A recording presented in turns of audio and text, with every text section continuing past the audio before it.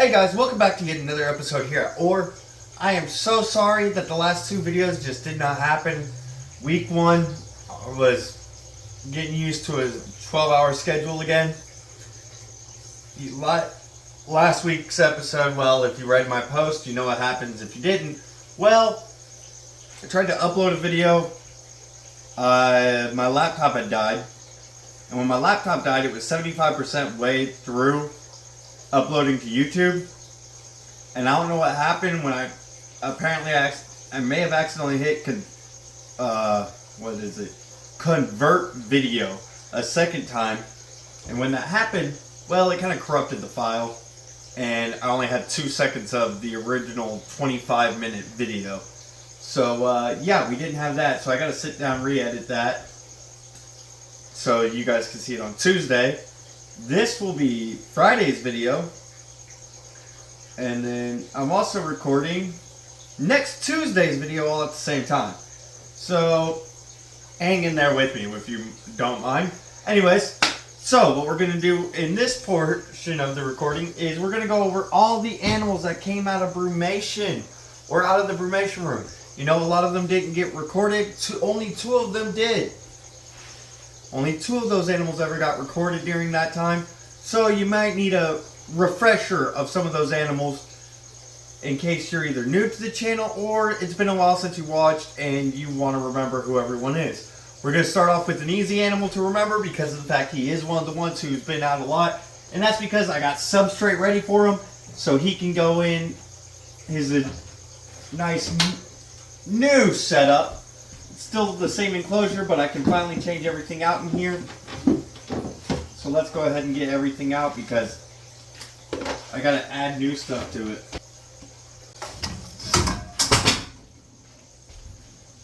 Whoopsie daisies.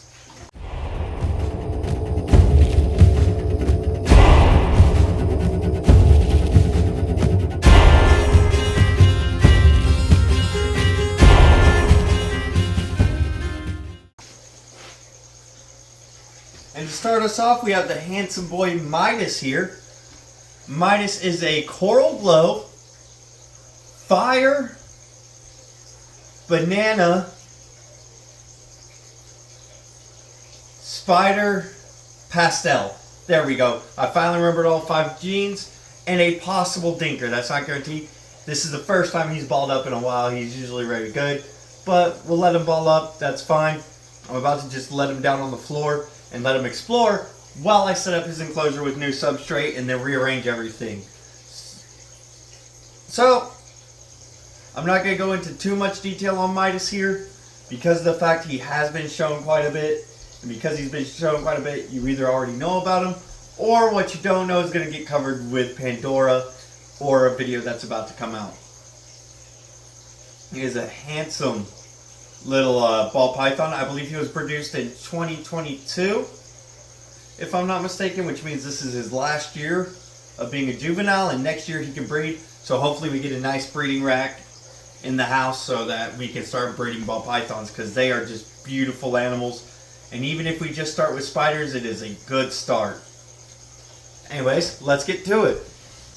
Alright, so here we go. We got Midas' new enclosure set up. And I want to do something a little bit more natural. It's kind of hard to see in the sliding. But as you can see, I kind of buried his hide. Because these guys in the wild, well, they live in termite mounds. So I want to make this a little bit more natural for him. You know, fill it in with dirt and just let him find the hole.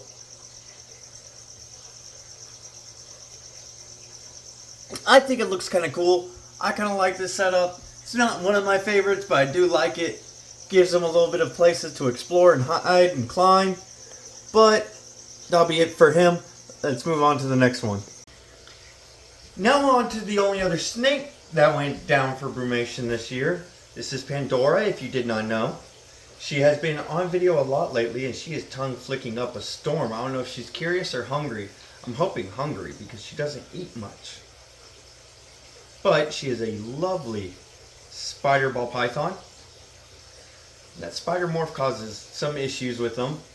We'll get into that later when we get bigger again because I've talked about it so much.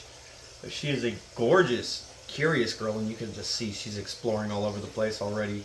She loves to be out and about.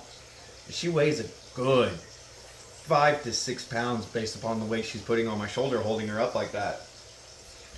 She is not the longest ball python, nor is she the heaviest, but she is a big girl for ball pythons.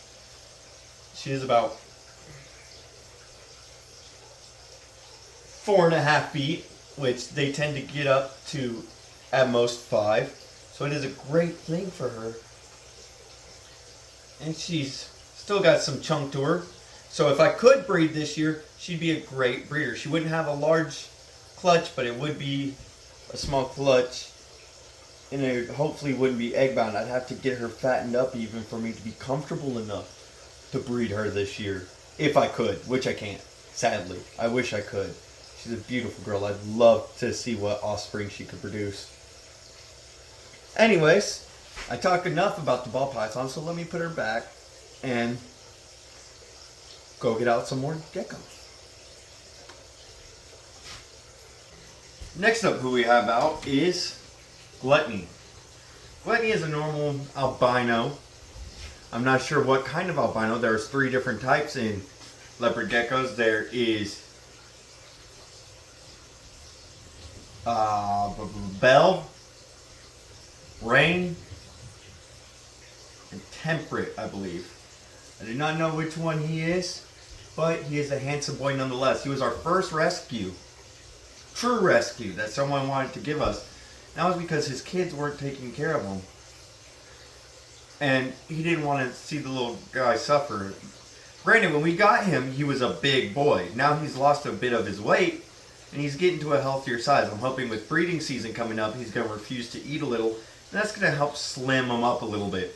He's still just a little bit overweight. I know it's an unhealthy way to do it, but Brumation has helped him get a nice little healthy weight to him. He's a little sluggish still from Brumation. That's why we're also waiting before we breed these guys. He's one of my more plain looking geckos. Anyways, let's get on to the rest, shall we? We don't have too much time to waste on each and every animal. Let's get a little bit of closer up look. Just look at that coloration on him. It is kind of cool that he's got a little bit of pink in his spotting. Love this little guy. The next baby we have up is O.A.R. Now, if any of you watched last year, you know why she is so important. She is the mother of every baby gecko we produced last year. She is a beautiful girl. She is a Mac Snow, which is why she's mostly white with a little bit of black, or mostly white and black with just a little bit of yellow. Now, another thing is we believe she possibly has albino in her, because when she bred with one of the 2 males we had last year, we got some albino Macs, which we shouldn't have gotten at all. Not if she was just a pure Mac. So we don't believe she is just pure. We believe, or I do believe she is a combination of at least 2 morphs. She's one of my favorite of the geckos simply because of her coloration and because of how feisty she can be, but she's also such a sweetheart. She loves to be handled. She's got no issues with it. I am looking forward to breeding her again this year because she'll make lovely little babies, and hopefully I can have some Mac Snows to sell, or Snow Max. I don't remember how exactly it goes, but she's a beautiful girl, and honestly, she's well behaved.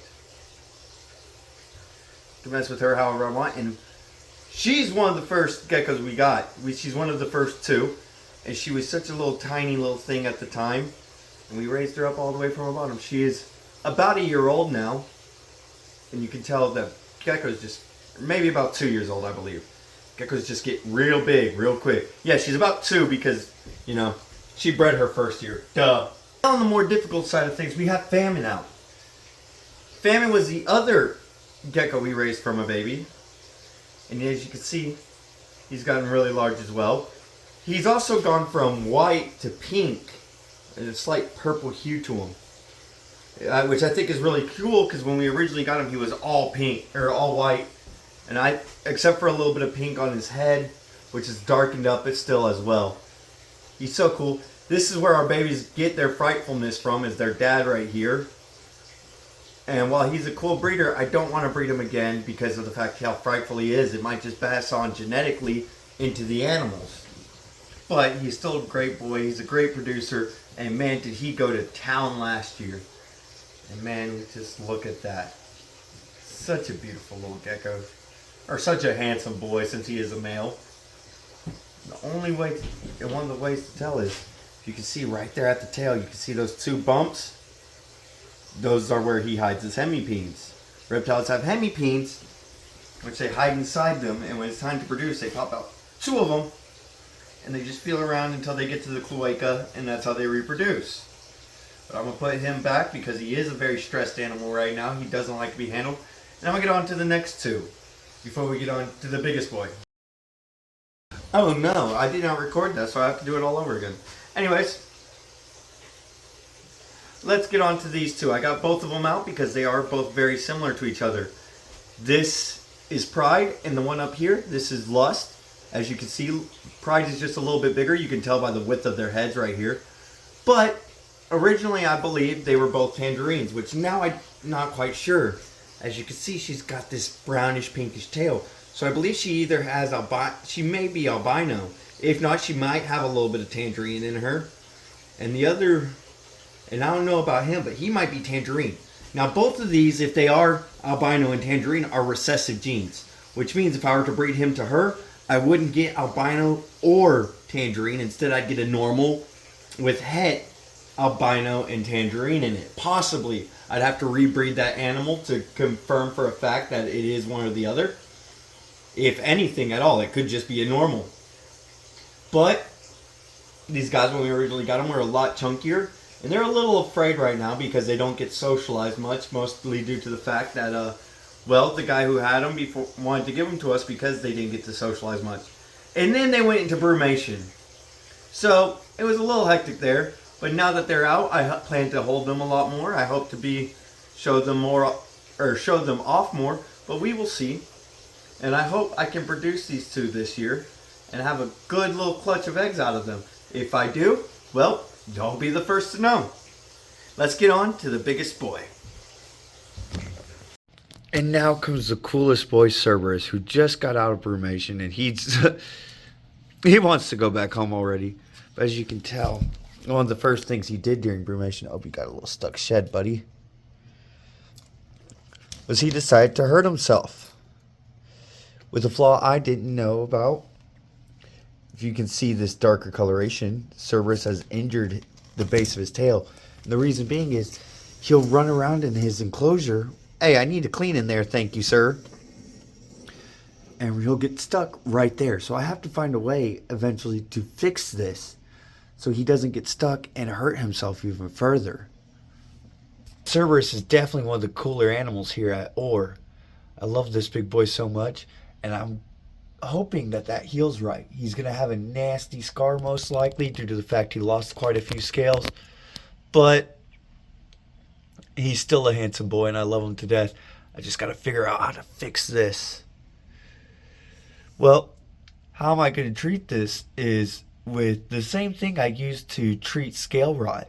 Really.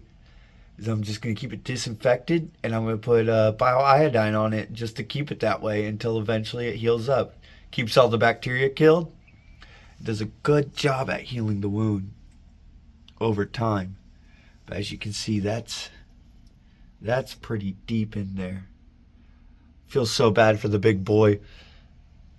But I know reptiles make an amazing discovery and this guy sheds like crazy, so he'll be healing up in no time. So now that I've gotten a decent chance to clean this wound out a little, it looks like you only managed to just peel back some skin, buddy.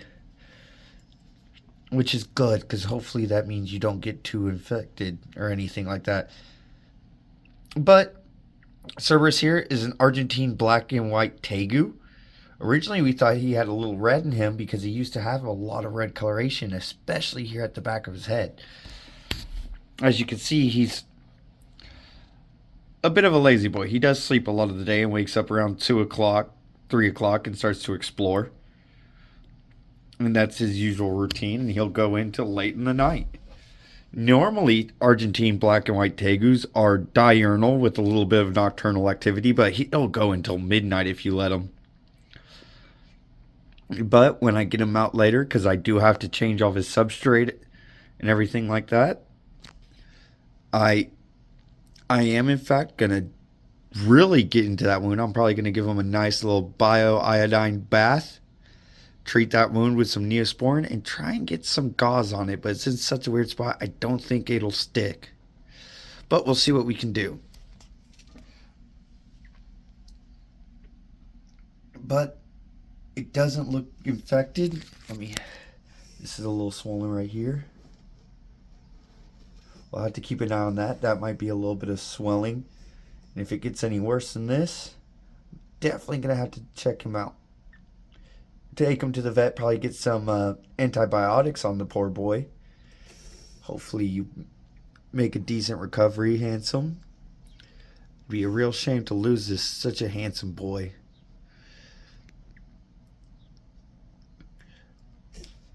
Now, Argentine tegus are a lot to take care of. I'm not going to lie to you.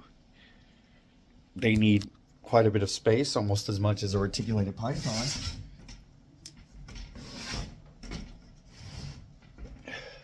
And these guys, I don't get a choice to put them down.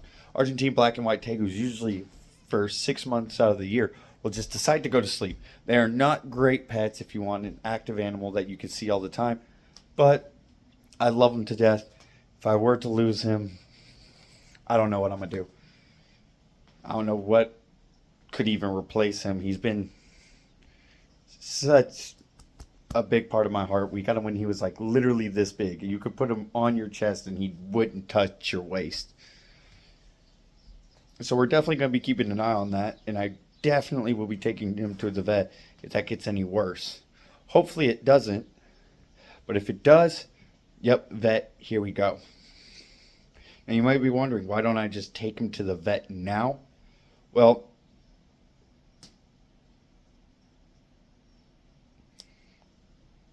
honestly, the vet I go to, and a lot of the vets around here, don't really deal with these guys. And I know the basics of how to treat them. If my limited knowledge doesn't do it, then it will become hands of an expert, and I'll have no choice. But seeing as he's moving around literally right now, he let me touch the area without jumping around. It's good signs for now. Reptiles don't experience pain like people do, but they do have some semblance of pain. So he would know not to. He would freak out. He's probably not stressed about it himself, because an animal in stress will let you know. Also, I haven't noticed him get back on that shelf since he did it. So he probably has learned from it. He probably went, that hurt. So there's some good things, but I'm going to have to find a way to upgrade this shelf so it never happens again.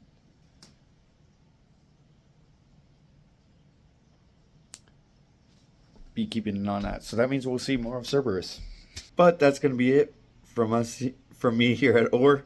Thank you so much for watching, and I hope to see you in Tuesday's video.